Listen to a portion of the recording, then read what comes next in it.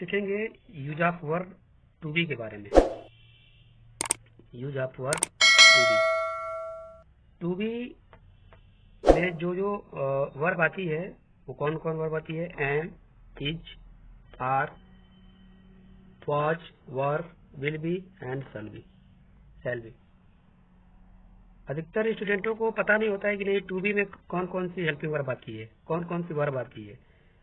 तो जैसा कि मैं आप लोगों को बताना चाहूंगा कि टू बी में जो वर्ब आती हैं am, is, are, was, were, will be and shall be को वर्ब टू बी कहा जाता है। अगर कोई भी अगर आपसे कोई क्वेश्चन करता है कि what is verb to be क्या होती है, तो हम सिंपल से उसको जवाब दे सकते हैं कि is, am, are, was, were and will be and shall be जो हेल्पिंग वर्ब होती है या वर्ब होती है उसी को हम वर्ब टू बी के नाम से जानते हैं।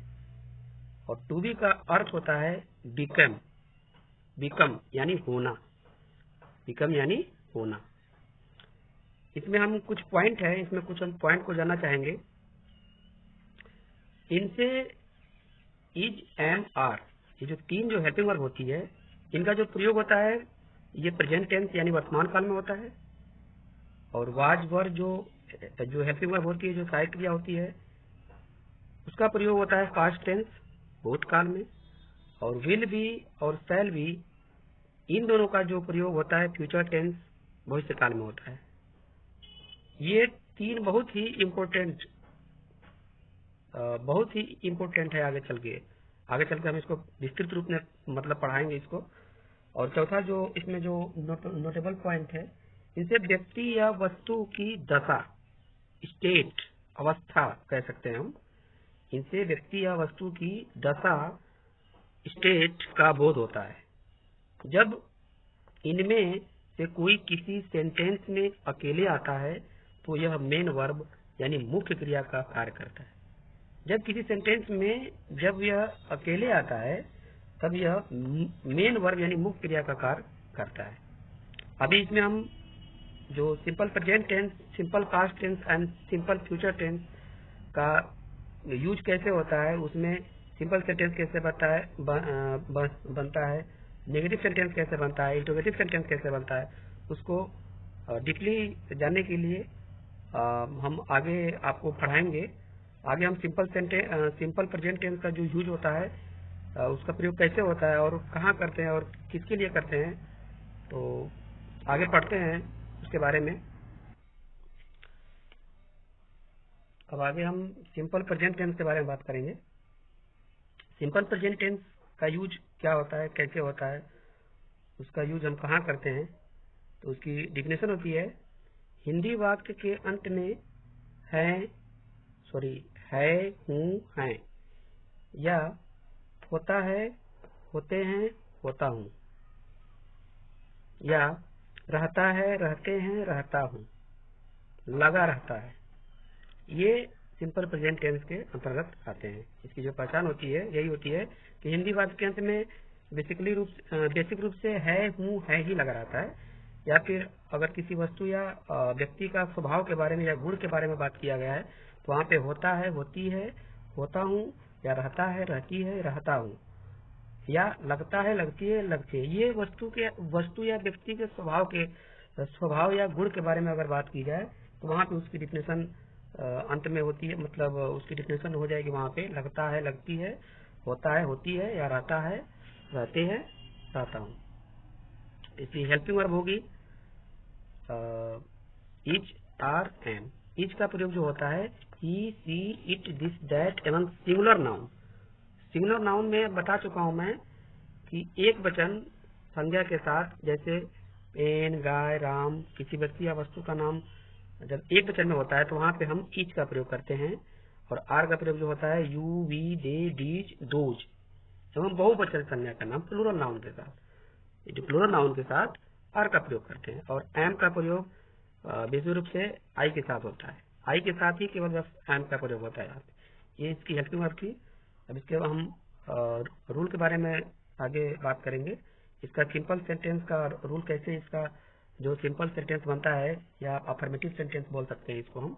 अफर्मेटिव सेंटेंस में इसका कैसे बनता है, इसका स्ट्रक्चर क्या होता है, सबसे पहले इसके स्ट्रक्चर में या रूल में subject plus helping verb is am are plus object, तीन ही चीज होती है, subject plus helping verb is are am plus object.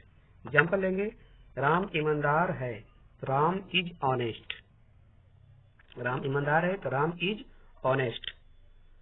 चीनी मीठी होती है या चीनी मीठी होता है, या चीनी मीठी लगती है, चीनी मीठी होता है या चीनी मीठी होता है या होती है, या चीनी मीठी लगती है, दोनों का ये किसी वस्तु या व्यक्ति का स्वभाव या गुण के बारे में जब हम बात करेंगे तो वहां पे हम उसका बनाएंगे sugar is sweet.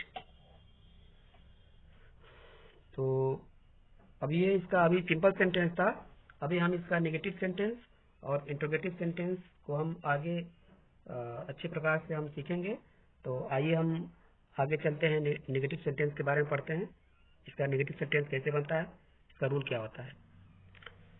Negative sentence यानी नकारात्मक वाक्य, इसका जो रूल होगा subject plus helping verb is are am plus not plus object, subject plus helping verb is are am plus not plus object.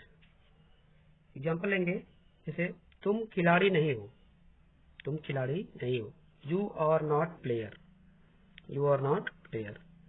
सबसे पहले सब्जेक्ट, हम सब्जेक्ट लेते हैं, यहाँ पे ये सब्जेक्ट है, ये ऑब्जेक्ट है और यहाँ पे नॉट है। सब्जेक्ट यू और नॉट प्लेयर, सब्जेक्ट यहाँ पे यू है, ऑब्जेक्ट प्लेयर हो गया है और यहाँ पे हेल्पिंग वर्ब का प्रयोग हुआ है। वह चोर नहीं है, subject object helping verb not.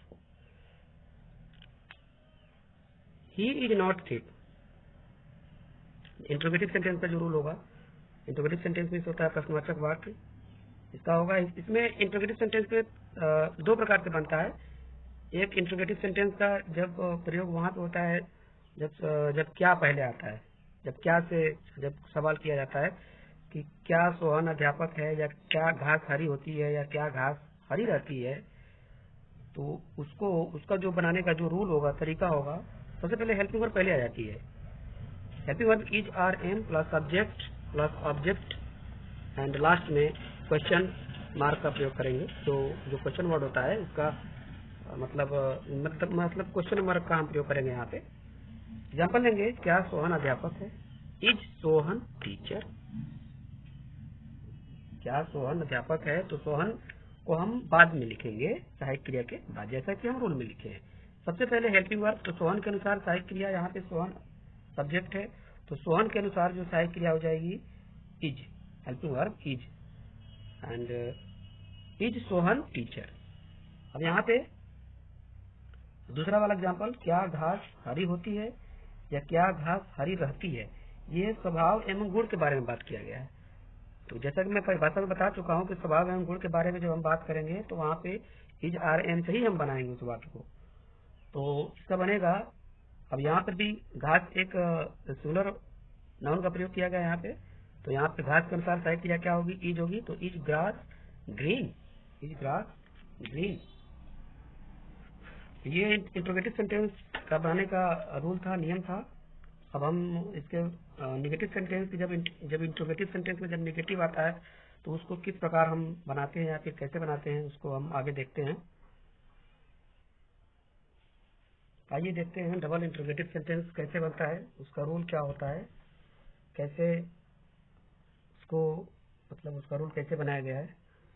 उसका रूल बहुत सी किताबों में ये देखने को नहीं मिलता है, लेकिन हम आपको बता रहे हैं। इसका रूल होता है, सबसे पहले जो बीच का जो क्वेश्चन वर्ड होता है सेंटेंस में, जो क्वेश्चन वर्ड कब, क्यों, कैसे, कहाँ और किसका, या जितने भी क्वेश्चन वर्ड होते हैं वो बीच में रहता है। जैसे कि एग्जांपल दिया हूँ, तुम नाराज क्यों हो, तुम नाराज क्यों हो, तो यहाँ पे बीच में जैसा कि देख पा रहे हैं आप लोग, क्यों क्या बीच में है।